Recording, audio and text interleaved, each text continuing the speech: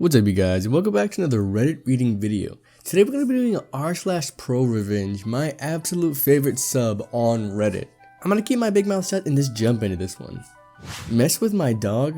I will salt the earth. Warning, long story, didn't realize how much background I had to tell. A bit of background first, to make this make sense. I rent a home from a guy that also runs a business on the property. There are two homes, his home and our rental, and our two work buildings, a small warehouse and a large garage. These buildings all share the same address. This is important. There's a woman that works in one of those buildings named Pam. Her real name, because if Pam is reading this, I sincerely hope she eats dick. Well, about 9 months ago, we got a dog. She's less than a year old and is still learning how to walk on a leash and stuff. She loves being outside so much that she will cry all day if we don't let her out for at least a few hours. Also, we have her on a special food and monitor her water because she will drink it until she barfs. We still love her, but she is dumb as heck. Well, the property doesn't have a fenced in yard, so she was stuck with taking a bunch of walks a day until we installed a dog run type thing. It's high up and she's tethered to it. It gives her a bunch of shade, about 20 to 25 feet of runaround / play space. She gets a reasonable amount of water all day as we have one person home at all times. Well, Pam comes over a couple months ago to tell me I should give the dog back to the shelter because I don't play with her enough and she's tied up outside. I rolled my eyes and say, thanks, but you don't live here and don't know our situation, and close the door in her face. Well, she has spent the last couple months harassing us. She tried taking the dog off the tether when she thinks we aren't home. She's been successful a couple times, giving her food, giving her water, playing with her, except for puppy kidnapping. These don't sound too bad, I know, but there's context. We tell her to leave us alone at least 3 times in person and once in writing. Finally, she gets fed up and calls the police. We have no idea she did it until the officer shows up. He asks for our side of the story and I tell him that we don't let her run free as this is a rural area and she's a baby. She could get hurt or lost. We don't want her feeding the dog because she has a special diet and messes with her stomach. We don't want her water because of throwing up issues and she's giving it in a plastic coffee container that she could chew and swallow bits of plastic and need surgery or die. We don't want her coming over playing with the dog because she uses her sleeve as a toy. We are now struggling to train the dog not to bite people's sleeves. The officer hears our side and checks on the dog and says not only is our setup compliant with the law, it's one of the best he's ever seen. He said not to worry, that we're doing nothing wrong and that this Pam lady doesn't seem all there and thinks the dog should go free. Do not let her do that. We contact our local landlord and tell him what happened, and that we don't want to see his employee on the property line for the house we are renting. I'm not asking she be fired or anything, just that I don't have to see her. The landlord basically says, not my problem, that's between you and her. I legally can't do anything. You have to follow the law. Well, we sit with that for a couple weeks and she starts back up again. This time we've had it and storm outside when she shows up. She gets between us and our dog and refuses to move. We're trying to get the dog from her and she won't let us. That's enough for me. So I took the bowl of water I was carrying and poured it over her head. No regrets. She deserved it. And she is in shock that I did that. The same way a Karen is shocked when someone calls her out. I tell her for the millionth time she isn't welcome here and she yells, "Call the police then!" Here's where the compliance starts. The landlord refusing to take sides of our repeated attempt to ask for help means I'm left to figure this out by myself. I said to the landlord, if you don't handle it, I will do anything I legally can to fix the situation. He said, okay, he's not taking sides. Cool. I call the police. I still have the card from the first officer that showed up and referenced him and told him how she's already been advised by an officer to leave us alone. The new officer issued a trespass order against her. The order specifically states that she is not allowed on the address to the house or any affiliated buildings or land on that lot. She's not allowed to come to the property for work. The landlord then gets mad and tells us to revoke it so he could use her for work. We refuse. In fact, since he didn't help us and told us to go by the laws, that's what we are doing. We didn't have a rental contract. He wants us to pay in cash for tax reasons, and he won't fix anything at the house, so it's basically a slumlord. Guess he was only getting checks from now on. And I'll be deducting the cost to fix stuff around the house from rent, as I am allowed to by law. In fact, I'm even willing to sign a rental agreement. Since this house is not up to code and doesn't have the separate area, I'm well within my rights to sign a lease and kick him and the business out of the larger house. If he tries to fight that, or he has to explain to a court why he didn't file any rental income on his taxes and then reimburse us for all the rent we've paid to live in a house that he was expressly told by the city he couldn't rent out, we found this out recently. His business is also dumping waste and burning waste on a property which is not compliant in the law. Guess who's calling to report that? He also doesn't offer protective gear to his employees, has a ton of OSHA violations, and doesn't post required stuff about labor laws. I'll be reporting that too, Because if you don't want to follow the laws, I have no problem with that. Oh man, this guy got revenge on everybody. The top comment says, to this day, she thinks she was trying to save an innocent puppy from neglectful owners. She's probably one of those self-righteous, like super self-righteous people that think only their opinion and their thoughts are right. Thank God the police had some sense. Looks like we have time for another story. Management tries to fire me. I turned the tables. I had a manager try and fire me for being rude to a caller. She wanted us to call internationally to confirm insurance. I asked the current floor supervisor if we could, and he said no. So I told the caller we couldn't. She ended the call and went to ask the supervisor if there was anything we could do and was told we could not. I asked him to email that answer to me, and he did. I got called in and told I was unprofessional on the phone, and that I was not following correct procedures, and that I was being investigated with consideration that I would be fired. My supervisor had no spine, so it was an agreement that I needed to be fired. I was told we do not ever tell a member no, and that she had spoken with the supervisor who had told me to say no, and he denied it and claimed I never asked him. Luckily, I had 3 years of weekly emails I saved and printed out that showed me every Thursday asking my supervisor if I was doing okay on the phones, how I could improve, and if there were any classes I could take to improve my skill and knowledge. Every reply was praise, with how I was doing well, how I was being considered as, or doing well as a trainer. I became one after a year. Every single QA review gave me 100% scores, and I was the only one in the whole team to consistently got 100% reviews. I had a large file full of customer complaints where they asked me to speak with a supervisor to praise my work, and then I'm given a certificate. I also included the email from the supervisor who instructed me to say no. I quietly put this all together in an inch-thick file and made 3 copies. I was called back to discuss my reprehensible behavior and to review calls I had made as evidence of my bad service. As we listened to the manager pointed out how cold and emotionless I sounded, I agreed that it could have been taken this way if one were to look for a problem. But my phone voice is always calm and careful, so that I am easily understood. I have been told how much it is appreciated by our callers since we mostly deal with the elderly in doctor offices, and they appreciated that my information was clearly represented, since misunderstandings can be very bad. I had customer compliments that often included appreciation for the way I spoke. 3 out of 5 calls we reviewed, she said, were the worst interactions she had ever heard. I said that was odd since I had a certificate for all 3 calls, signed by my supervisor and her, and certificates weren't given out until the call was listened to. The other 2 problematic calls were ones I had and received at a 100% score by the Q&A department. So I asked, well, my supervisor is telling me weekly that I'm doing the best on the team, the QA department is telling me I'm always meeting 100% of my goals, and the customers are giving me positive reviews. So, if my attitude has been such a problem for so long, why wasn't it addressed before?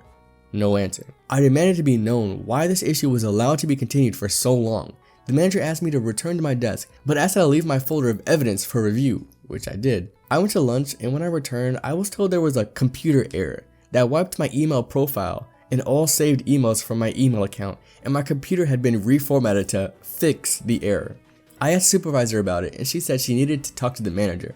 I was called in again and told without any evidence to back up my claims of 100% QA scores and my customer appreciation certificates. They had no choice but to move forward. I asked where my printed copy went, and my manager claimed she didn't have it and that I had never given her a copy. So I pulled out another copy of the file paperwork and explained that deleting it off my computer nor the copy she had no access to on the company cloud, which is where I backed up my information daily. Something that was so uncommon, the supervisor didn't even know it was something we could do. I then asked for an HR representative. The manager said I waived my right to having an HR rep when I didn't ask for one at the start of this mess. I said the matter should be put to rest, and the manager said she was the one who decided this, and she was the one in charge. She also handed me a write-up and demanded I sign it. I took the time to read it, and of course, it had me admitting I was 100% at fault and that I would not retaliate in the slightest regards of action. It wasn't even the company's disciplinary form, it was a written in word. I was done. I decided just to go with the nuclear option. Instead of quietly trying to talk to the HR, I went above their heads. I grabbed the write-up and walked out. Manager went to stop me until she saw me walk into the office of the director of all the call centers in the company, a guy who was magnitudes above her and who I was on friendly terms with. He asked what was up, and I told him that the manager was in the process of trying to fire me. I gave him the write-up and my folder of evidence. He went from friendly, disinterested, to dead serious. 30 minutes later, he finished reviewing everything and said, "Follow me." We returned to the manager's office and she turned white when director told manager to call supervisor and HR. He kept asking her what he was trying to do, why she was going after me, and why she felt it was okay to try and delete evidence off my computer. He never yelled. He would ask her questions and then patiently wait for an answer, which she couldn't give. Whenever she would bring me up or look at me, the director would say something like, "No, don't look at him. You and I are talking right now." When the supervisor arrived, he did the same to her. No answers, just stammering and half excuses. HR arrived and manager jumped to speak over and give her side. Supervisor did the same once manager was done. They were clearly trying to run out the clock since HR had a small department and had blocked out time for meetings. I finally mentioned that this was the HR person that said they had canceled all other meetings today and she would be there as long as it took to get to the bottom of the issue. Manager looked enraged. Supervisor looked pale and terrified. I wasn't taken to a separate office to give my side. Manager said she had the right to be there and the director told her, the supervisor, that they had the right to sit there and wait. Both were told they were not to leave until he told me they could, because both were known to disappear and go home if any problems had happened on the floor. HR, director, and I had a nice chat. We went over my evidence and call history, listened to the call, and started the whole landslide. And then asked if there was anything I could have done better. I said I could have asked a different supervisor for help. I used the HR person's laptop to pull up my stuff I had saved on the cloud, and there it was, document after document, proving my slide. Emails from supervisor, emails from manager, all praising me, proof of my 100% QAs, everything. Director was almost gleeful that he finally had something concrete because there had been complaints about the manager and supervisor. But those complaining never did anything. He called the QA manager in and got a statement about QA scores and how I was professional 100% of the time. He pulled in supervisors from other teams who confirmed I was a pleasure to work with and always went above and beyond to help. It felt pretty good to know I was actually appreciated by people who matter. You don't get that often in a call center environment. They agreed that I had done nothing wrong and asked that as far as they were concerned, their matter was closed for me. But they would be looking into my manager and supervisor. They couldn't tell me anything official, of course. Manager and supervisor got official disciplinary actions with threat to terminate if they were caught doing this ever again. The supervisor was demoted and transferred out of the department completely. I heard that it basically ruined her career with the company since the actions were so serious. Manager ended up moving to a different office with lower pay and about 40 minutes farther from her home because her action against me opened up the floor gates against her and she could be fired or take far worse position. She ended up quitting after about a month. Why did the supervisor and manager decide they hated me? I don't know exactly. I don't know exactly what caused it, but apparently they had problems with me for a couple years and would talk to other employees behind my back about me, about what a lazy bad employee I was. Of course, some people agreed. That's the nature of the beast. But it was rewarding to know that most of them disagreed. Keep your paper trail, folks, and be friendly to the upper management. Oh my goodness. Good on him for keeping those backups. That is dedication to your work. Save them on the cloud, bring in 3 file folders. That is preparation at its finest. Being safe like that and protecting yourself like that really helped him keep his job, which is amazing for him. And got those jerk manager and supervisor demoted and kicked out or whatever. Get those people out of here. This is the only time I haven't had to say like a bunch of stuff before the video, so let's just go ahead and jump into this ProRevenge story, which is, want to go on vacation and not pay us for the work? Won't be home for the few days after informing us? Sure. My grandpa's on my do not ever screw with list. And anyway, short list. Taught Shotokan overseas in Korea, one of the highest ranked black belts outside of Japan. I've seen security footage of his bar fights, it's legit. Was a personal bodyguard during the 70s for the governors in our state. Worked construction for decades. One of 2 master carpenters in my state, which leads to this story. During summers, I would work with my grandpa doing a lot of his manual monkey labor.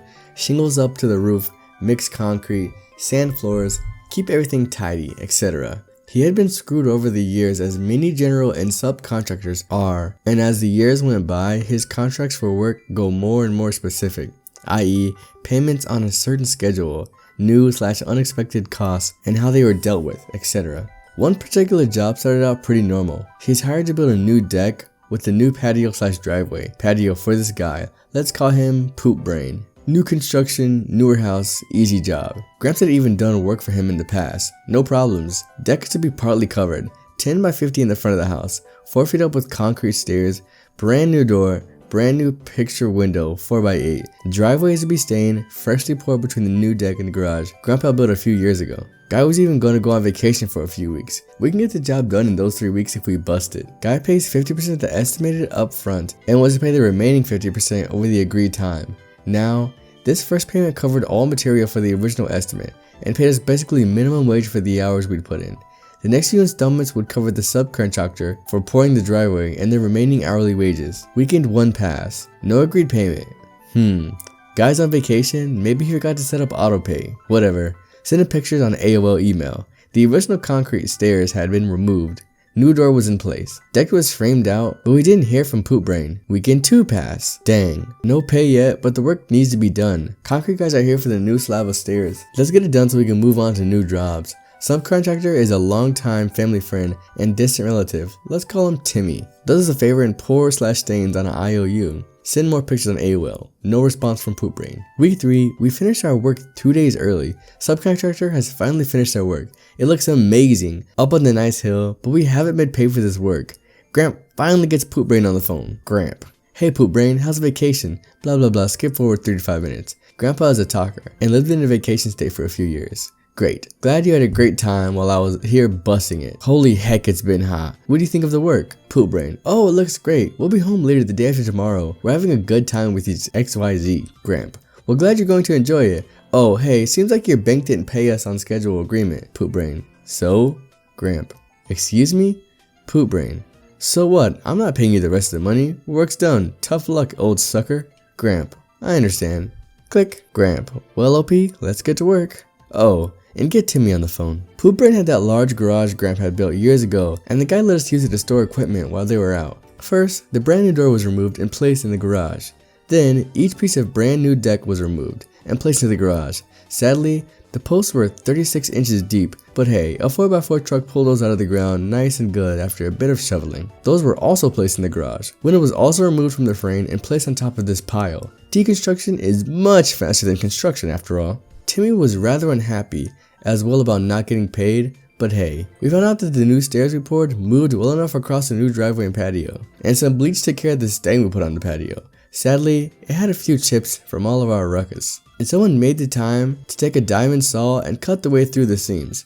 Sadly, now it'll settle at an uneven rate, but all the material Poop Brain paid for, he got to keep. We even went to the garage in the evening and made sure his front door was locked, you know, for security.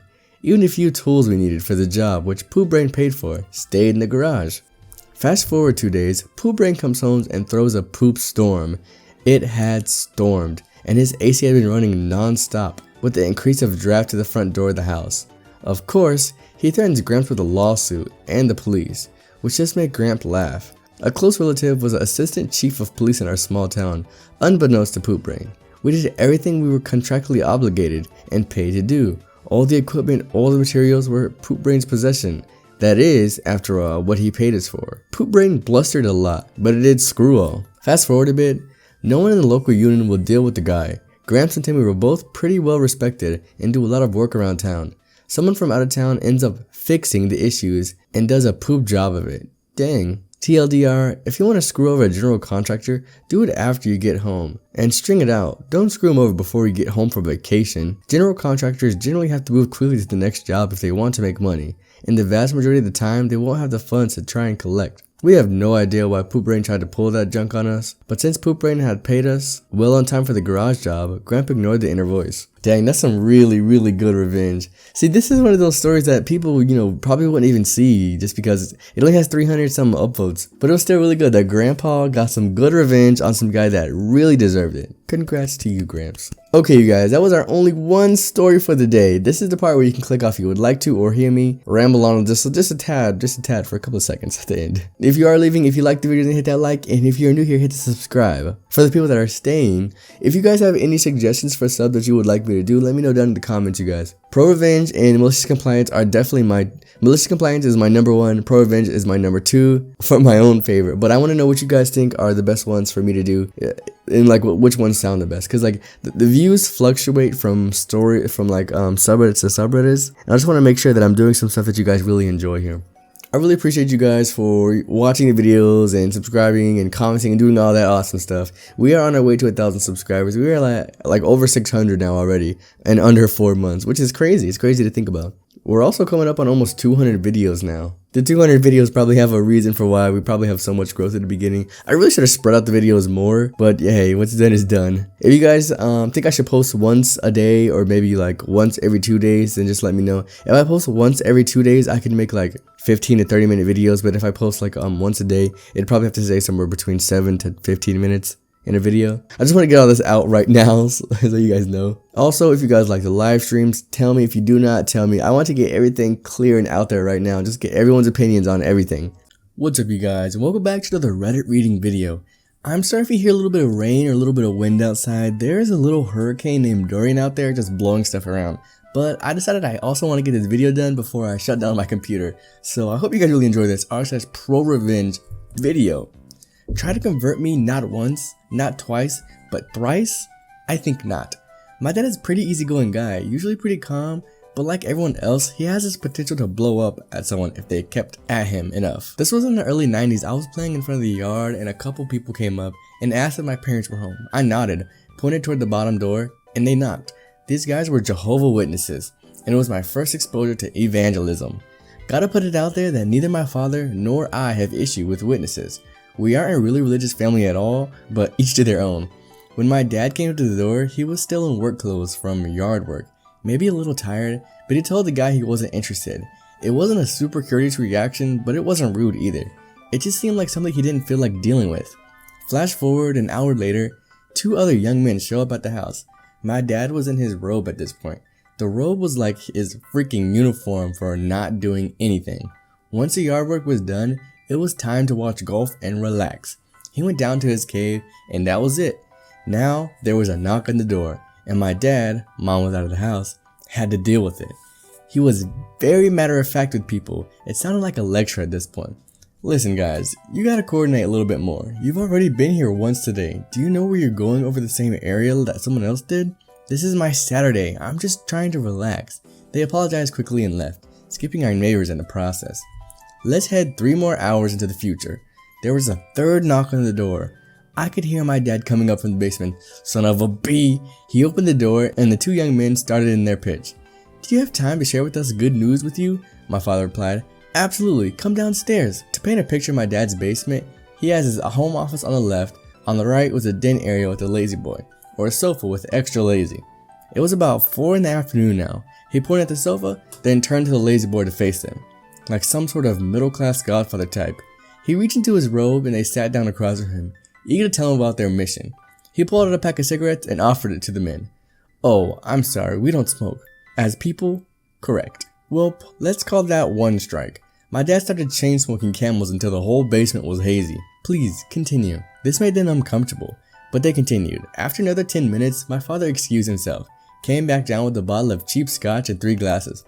Apparently, witnesses can drink alcohol, but these guys weren't having any. They politely refused, but they were getting nervous. Meanwhile, my dad started slamming scotch like it was bottled water, and the witnesses kept on with the witnessing. At this point, my dad was no longer acting drunk. He was drunk.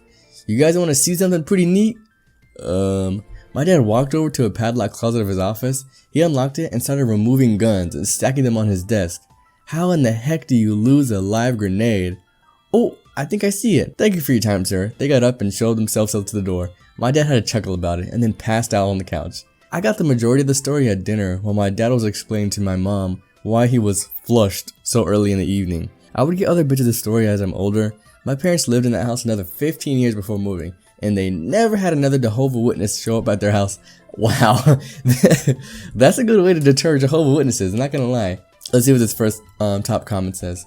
Pretty much this comment is saying is like, all you have to do is say that you are disfellowshipped, and they can't talk to you. Pretty much, if you get disfellowshipped, that means you've been disowned, and if you talk to someone that's been disowned, you'll get disowned yourself. What's crazy about this is I used to be in like a really like cultish church, like Christian church too when I was younger, like a teenager, and anytime someone would leave or get kicked out of the church, no one was allowed to talk to them, and that actually ended up happening to me, and then no one was allowed to talk to me. It was crazy. Let's get one more little ProRevenge story in here. This one's actually from a couple days ago. Take my money, sell me junk, then be prepared to lose your business. So a few decades back, I was involved in a group of guys with a little money, and we wanted something substantial to invest in. We decided to buy a restaurant franchise. I will not even say what kind, as we could identify with me. Well, everything was going along swimmingly until my partners backed out. I, unfortunately, was the face of the group, and my signature was on the bottom line, so I got stuck running the place. As soon as it became apparent that there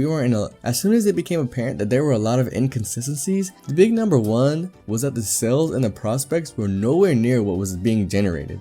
Then there were other things, customers calling for their regular order. Well, it turned out that my particular franchise had been used for the past several years to deal grass for various drugs.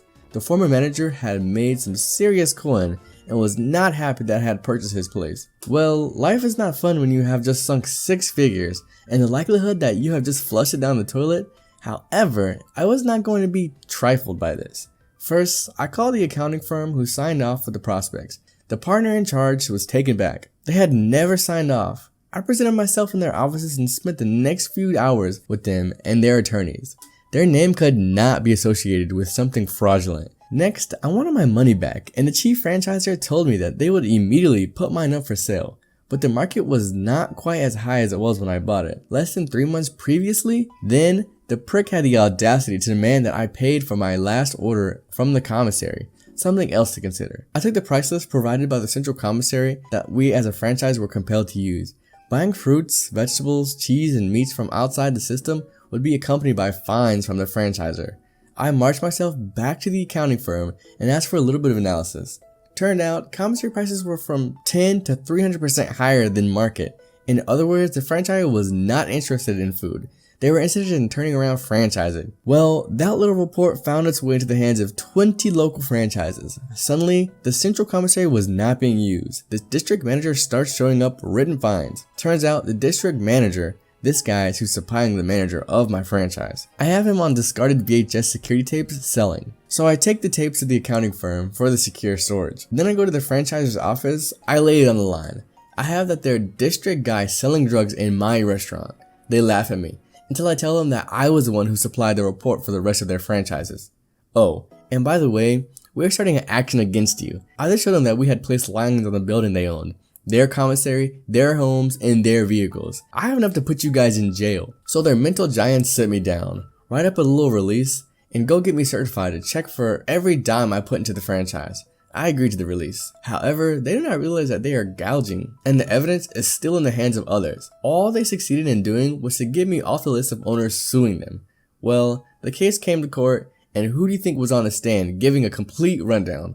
One of them stood up in court and said, "Didn't we pay you to shut up? No, you refunded me the money you stole." Now they had 19 other guys taking them apart. I heard one of the franchisors cry when they took his Porsche. His wife left him soon after.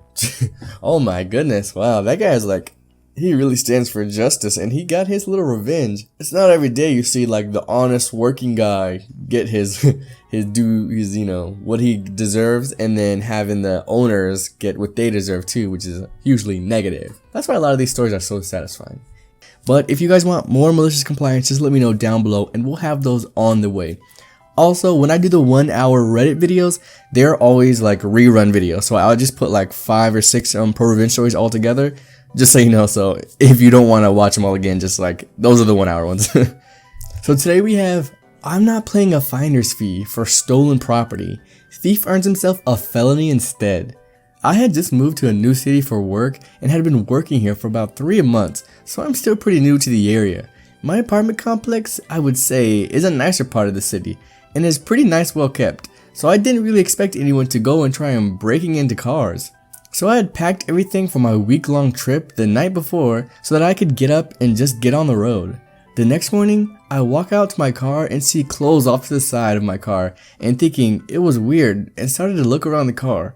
Turns out, my car had been broken into and was cleaned out. Out of the trunk, they took my laptop bag, which had both my personal computer and government computer. 2 gym bags, one that had my work clothes and the other that had my workout clothes and personal hygiene stuff. And then a backpack that had my Nintendo Switch and office supplies in it. They also took $50 out of the console where I keep change and random bills for parking. This obviously throws a wrench into my work travel, so I call my supervisor, explain the situation, and come back into work. It's my fault I left that stuff in the car, so I had to go to our security/IT office and explain what had happened, and see what the next steps were to get a new work computer. During this meeting, the physical security manager, which was about 3 hours after I found my car broken into, I get a call from a local number that turns out this guy had found my laptops on the side of the road when he was coming home from visiting his mom.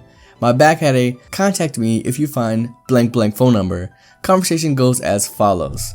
Guy: "Hey man, I found your laptop on the side of the road. I figured you'd want to get them back. They look pretty important. Government laptops are plastered with stickers with official jargon on returning instructions." Me: For sure, I'm currently working now, but I can come meet you or whatever works. Guy, yeah man, I'm just coming back from visiting my mom, so I'm trying to get home so I can relax. Me, cool, I can make it work. Can you text me your address and everything so I can just come to you? Guy, I'll send it to you in a second. It's also my birthday, so if I can get some money for like the finder's fee or whatever, I think that would be cool. Me, yeah man, whatever you need. See you in a bit. As soon as I get off the phone, I call the local police in the area and explain that this guy is trying to extort money from me to get stolen goods back. They instruct me to meet them a few blocks away from the residence, so they will send me a plainclothes cop and officer to act on my behalf. So I am not in direct contact with the guy, just in case since the situation sounds sketchy. I go and meet them where they go to the residence. The guy is hesitant seeing the cop cars and takes a few minutes to return the bag, with the laptops in it. They bring the bag back to me to identify the laptops, and everything's still there. I accept the bag and got my laptops back. Easy enough. On the drive back to work, no more than 15 minutes later, this guy still had my number and starts going off. Bad unreadable spelling, and is seething through text messages on how I could get the police involved. He was trying to be a good Samaritan, and he should have thrown my junk in the garbin. So I did the normal thing and blocked the number. Now, I'm still missing everything else, including the Nintendo Switch, what was in my case with 7 games. Important. I was originally going to take the loss on it and take it as a stupidity tax, since it was almost impossible to get back. However, something didn't sit right with me with this guy, and thinking if he did have it, he was going to try to sell it fast and cheap. I went on Facebook Marketplace and Craigslist, searching for a Switch for cheap around the same location of this area. Bingo. The ad read, 200 Nintendo Switch, 7 games, and case slightly used. No charger or dock. Must be gone today. The location was enabled and was within 2 miles of his address. The phone number was the same, and the dock and the charger were in my apartment. So I had a buddy of mine who lived the next city over contacting him asking if he would hold on to it till tomorrow, since he wouldn't be in town until the next day and he would pay him $300 instead. The dude agrees and also gets him to read off all 7 games that were there. This was to buy us more time so I can coordinate with the police. The next morning, I get everything together and go make a case to the police to assist me with this. Police report, the Craigslist ad, the serial number from the Nintendo, the screenshots of the text messages between me and my buddy. I make the case and the police agree to do the same thing as the day before and meet me somewhere else to go over what the plan was. I meet them and go over his address with what I had missing. These are different officers than the other day. These are different officers than the day before, and they recognize the address and the name. We found out this guy is known for this stuff and is currently on probation. So we come up with the plan where my buddy will call on his work phone so we can hear the conversation and call him on his regular phone to see what's going on. The police use a plain car to go and meet up at the spot, and acting like my buddy, scoop the guy up and get him to cough up the rest of the stolen goods. They were able to recover all my items including my clothes and bags. He ended up going to jail and earns a new felony on his record for receiving stolen property.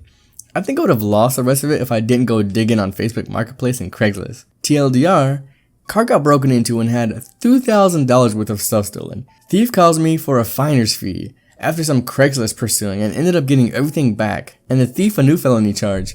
And Justice Boner, well played OP, I'm glad you got your stuff back. Yeah, that is really awesome. That's nice, good work. He did his detective work and got his stuff back. It is a bad idea to leave your stuff in a car overnight, especially if you had any of it like just showing, but yeah, there's no way in heck you should leave $2,000 worth of stuff in a car when you have a house. It's better just to bring it all out and not get your stuff stolen. But I'm glad this guy got his just desserts and a brand new felony. Play stupid games, win stupid prizes. And that is going to be the video, guys. If you guys enjoyed it, then let me know down in the comments, like and subscribe. I know I forget to say that like every single time. Again, I said at the beginning of the video, let me know if you guys want ProRevenge more or Malicious compliance. And if you guys don't like these reading subs, then let me know and I can do some of the more like picture-y kind of ones where I just kind of react. I'm going to put a poll in my community tab. If you want to go over to my community tab, I'm going to put like, you know, do you want r/ProRevenge? r/Malicious compliance, or r/other, which is going to be like anything other, and then just like put what you want in the comments, and that's going to help me like big time so I know like what's going to post. Right now our biggest videos are the two 1-hour videos. We got a 1-hour Malicious compliance and 1-hour ProRevenge. What a lot of people do is listen to them at nighttime. At 2 a.m. we get this spike out of nowhere, like 200 and 300 views, and throughout the day we only get like 30 to 60, boom, as soon as we hit 2 a.m., it skyrockets. It's crazy.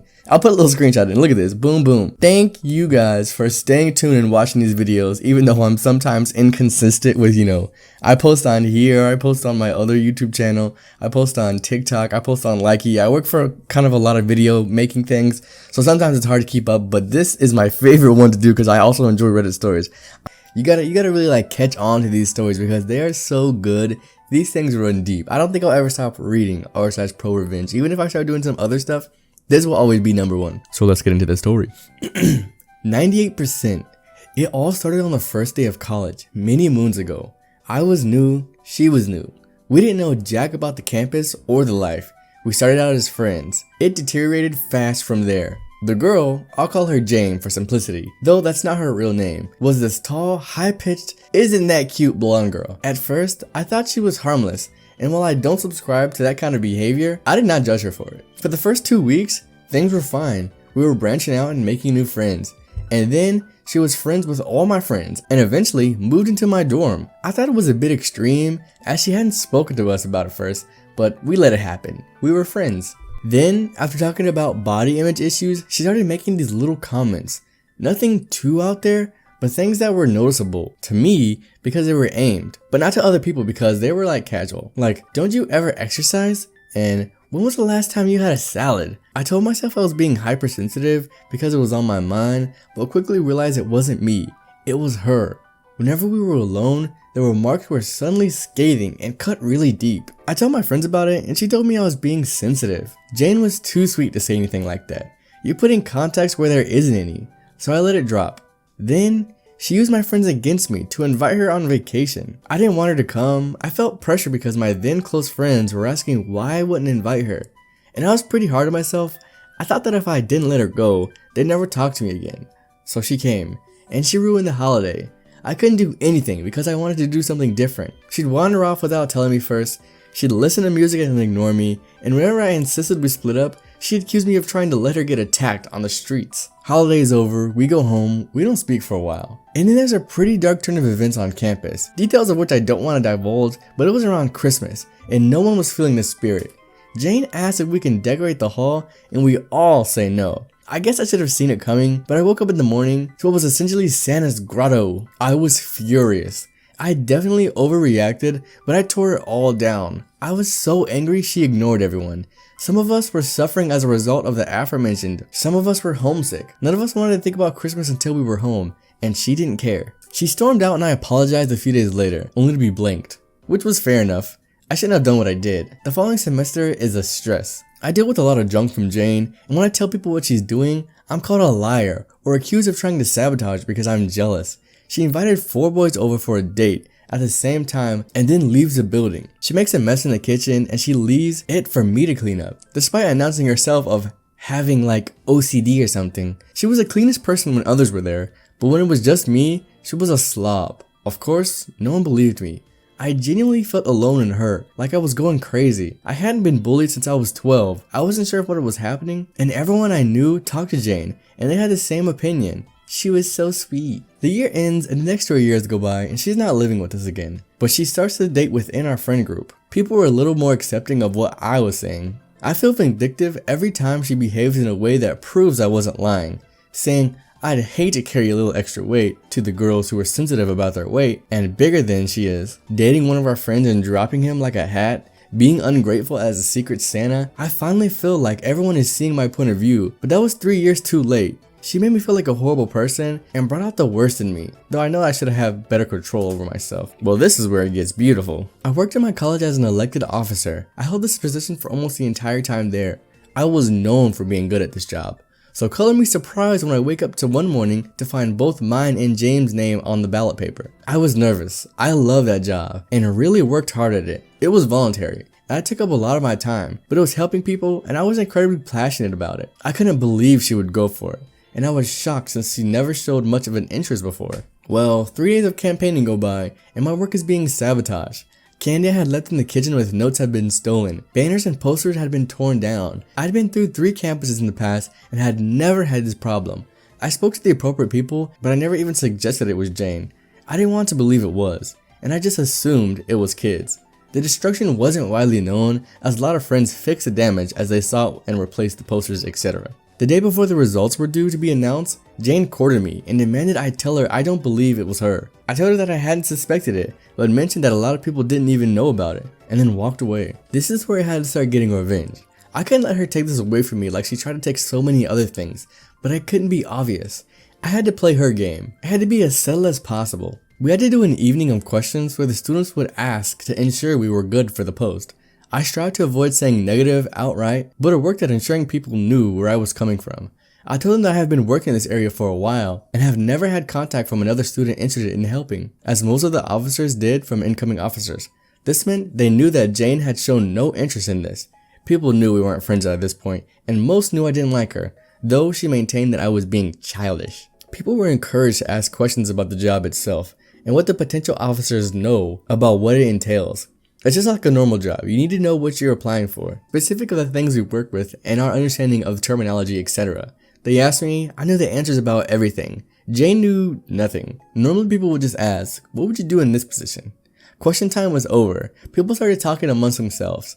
Jane was trying to do damage control, but in order to make up for her blunders, she instead chose to drag me through the mud. She mentioned things I had done wrong in the past, even things not related to the position, and was generally quite rude. Not me. I made sure I was in her earshot when I said things like, it's best to have faith in people when you don't know what they're capable of, and you shouldn't vote for me just because I'm familiar with the job. You should vote for someone with a passion too. There was a chance, obviously, that I was shooting myself in the foot and encouraging them to vote for Jane, but the people she spoke to heard me saying neutral things about both of us. This was the first part of me trying to get revenge and really out her for who she is. I posted on Facebook the day before the elections that I was excited about the results, and that no matter what happened, I'd enjoy my time in the position. Jane posted about people who should vote for her. She was the only one to use the final hour of voting to post about herself. Had she done any research, she'd have known it was common practice to use the last hour to encourage voting, but in a general level, no self-promotion. She already looked bad, but she was well liked across the campus as far as I knew.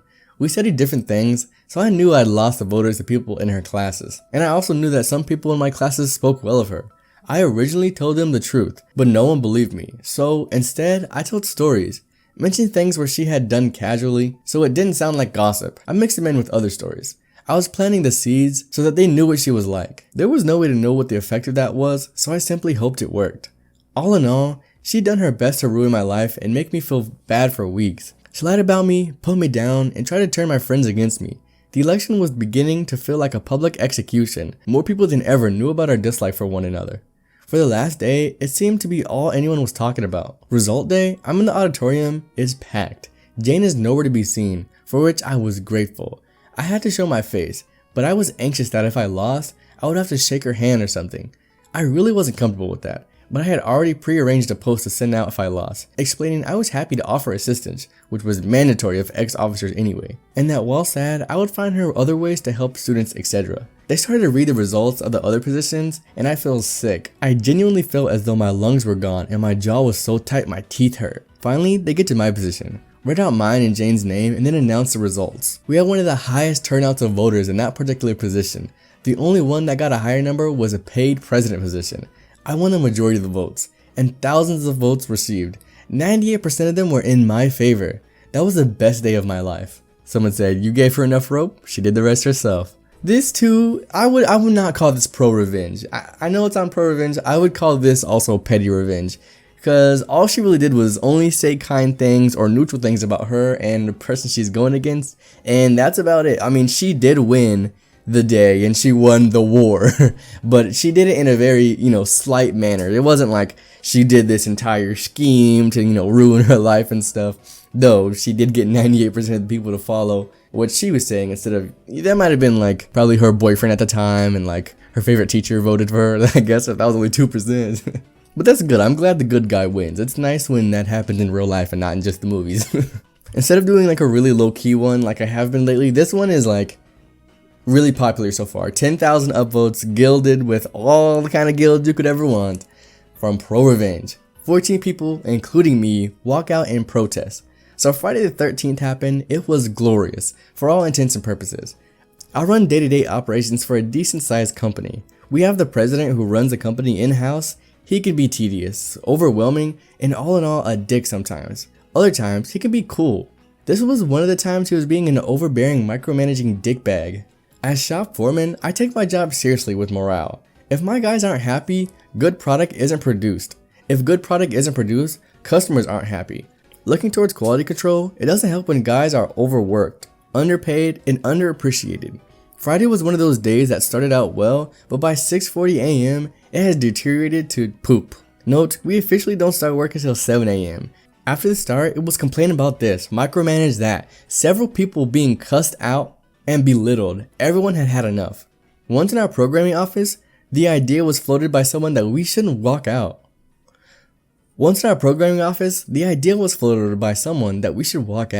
He can't fire us all. Now, we've all joked about this time after time, but it's never been more of a thought. We grit our teeth and bear it. That day was something different. After getting yelled at again for something out of control, I finally said screw it. When someone asked if I was in and serious, I said yes. Then it snowballed from there. A total of 20 were supposed to walk out, but due to cold feet and a few talking junk, only 14 made it. At 10 a.m., we made our move. I told everyone to wait until he had been distracted with the machine and we'd all clock out and leave. We all waited. When he was distracted, I gave the round up and signaled everyone and left. A few stopped for a beer to relax. We weren't intending to going back to work to negotiate until Monday. We all met up at a guy's house and discussed what we wanted and what our terms were. One thing was very clear. We all came back, or no one did. After talking for 2.5 hours and coming to our terms, we decided to head back after a text from him. We were going to corner him. We were going to talk it straight. We weren't working anymore. The talk lasted about 2 hours, with both parties flexing their given muscles at some point. But one thing was made clear, things were going to change, or we'd all be looking for new jobs. After several people were threatened with being fired and none being let go, we came to terms that benefited us. For once, our workplace had so much morale. People were excited to work again. We went back to work with a purpose, agenda, and pride. This is the first Monday I've looked forward to work in a year. Even the guys who couldn't come, the people in the main office, we stirred the pot. We've made it known. We're not gonna go through this anymore. I'll vouch for any of my men, and I'll do it again in a heartbeat. Wow, that's crazy. Good job. Kudos to this man, because usually when you do that, the guys up top have enough money to just be like, you know what, just let him go. We'll hire some new people. Just like the first story, it's nice to see like the small person win, the person that's like doing what they're supposed to do and just getting pooped on. Like this is a good example of protesting gone right instead of protesting gone wrong. Anyways, I really hope you guys enjoyed these pro-revenge stories. If you guys have any questions or comments, let me know down below. Do not forget to like and subscribe and comment and do all that. That helps the channel and the videos so much. This community just keeps on growing. Thank you guys for all that you're doing, viewing and commenting and everything. The part that you guys do is awesome. I'll be back very soon with another video. Thank you guys so much and goodbye. Psych! That's the wrong number! What's up you guys, and welcome back to another Reddit reading video. I hope you guys are having a wonderful, amazing, fantastical day, because for some reason, I just woke up feeling really happy. Maybe it was a sleeping pill I took and I actually got some good sleep for once, but let's just get into these revenge stories. I'm ready for some good, salty revenge. Might help me fire my wicked step manager. Long post warning. I added all the background because it makes payoff so much better. The universe aligned, the stars just right for me in this story. My old coworkers and I still talk about it. Backstory. I was working at a popular coffee chain in high volume, swanky location as a barista. We were specifically trained to make fancier novelty drinks compared to other locations. I loved my team and my manager, and for the most part, everyone got along. Then, my manager informed us that she would be moving to another location, and that we would be getting a new store manager. This new manager, who we all call Jack, is an old assistant manager from this location. He trained here before becoming the store manager of his own location. Jack would be returning to be our new manager, since he had the experience in these fancier stores from training days. Everyone in the store dreaded his return. For what I gathered, Jack was an a-hole when he was an assistant manager. Within the first few weeks, things went downhill. He started writing up certain baristas constantly for infractions that others got away with. He slashed everyone's hours from full-time to part-time, claiming that our job description never stated we were entitled to full-time. One barista went from 39.75 hours a week to 16.5. Jack claimed our company had no write-up expiration date. So he was writing up baristas based on clock lateness within our time management software from when our old manager still ran the store. People went from a clean record to a final warning within one meeting with him. Those who had worked with him before organized themselves into a list of who would get fired next. We didn't suspect that there was a personal vendetta against certain baristas who knew him when he was an assistant manager. We knew there was. One by one, several people were fired, all in the order they knew they would be fired. Others found jobs elsewhere. It became a race against the clock. Either quit or wait to be fired for something trivial. We brought up these issues with our district manager, but he ignored them, slashing our hours and getting cornered, including cutting corners on cleaning standards. From proving to be beneficial to the district manager, he was not interested in helping us. I was badly burned by our drip brewer. He refused to help me fill out workers' comp report. He was too busy placing weekly orders. I had extremely bad cramps in my thigh and went to urgent care. I was one of the last walk-ins in the clinic and left after they closed. When I sent him a picture of the doctor's note, he googled the location from the letterhead and claimed I faked a note since the place was supposed to be closed. Jack belittled me and other baristas on the cafe floor. My mental and physical health suffered. When one of my good friends was fired, I quit with nothing else lined up because I feared I was either going to break down or get fired. This friend, Anthony, got me a job at my current workplace. After Anthony got fired, he struggled to make ends meet with just one job. I helped him out by preparing large batches of food and dropping them off at his workplace. I met his manager and got an interview with the following week. I had been working at this place for probably 2 months when the most magical thing happened to me. The incident. I finished the closing shift of my current job and was passing by my old store, closed for the day, when I saw 2 mice running around the lobby. I filmed it. I guess cutting corners and cleaning the health standards was causing a bit of a rodent issue. In a rush of pin-up anger, watching my team get fired over nothing, watching Anthony struggle to eat, suffering at the hands of Jack myself, I posted the video to Instagram and tagged the store in it. I posted photos and links to the video on Yelp, Google reviews, the company page, the customer compliant email, everywhere. I figured at most I was going to be the fly in his ointment and annoy him at the district manager. Then I sent the video of the mice to the Department of Health. A couple days later, the Department of Health served Coffee Shop a notice saying they were preparing to do a full inspection. I hear this news from my barista friends. A couple weeks go by and my current job has a turn in management itself. We weren't getting our legally mandated half-hour breaks, and I am put on a 9-hour shift with no meals. Thankfully, HR was much more sincere than the coffee shop HR, so I arranged a meeting. I stopped by my old coffee shop before my meeting to say hello to a few friends who still work there. I noticed Jack and the district manager were there. I grabbed the water and sat down to organize my HR meeting notes. Not even a half hour later, the shift supervisor approaches my area and tells the cafe customers to leave, as the health department has shut them down. She turns to me and says, "Yes, it was your mice. They found out we had an infestation," then walks away. Jack and the district manager don't make eye contact with me. I gleefully return to my current workplace to tell Anthony about how I was actually there to see the justice happen. Justice that I started on my own hands. He tells my coworkers. Even my managers find out I shut down a whole store from one report. HR catches wind of the story before our meeting. It had never been in a more polite, apologetic HR meeting. My managers were reprimanded, and we had all breaks restored to us. All the departed, fired baristas took pictures in front of the Department of Health shutdown notice that was taped to the store door. The windows were shuttered up, and the place was vandalized several times. They started the cleaning process, and the inspector returned to clear it again. About 2 weeks after the store shut down, I got a call from the coffee shop's HR department. Apparently, whenever they have something like this happen, they look through the records of the store. During the mass exit and the seasoned baristas and the complaints made to the district manager and HR, they had a novel about my old cafe. The HR rep asked me why I left, and the first words that come out of my mouth are, "I left because Jack the manager," and the district manager is complicit in his actions. They call all the ex-baristas and a couple current baristas for their stories with Jack, all negative. Jack was fired and banned from working with the company. He packed up and moved across country. The fancy location was taken from the district manager, and now he only oversees basic cafes.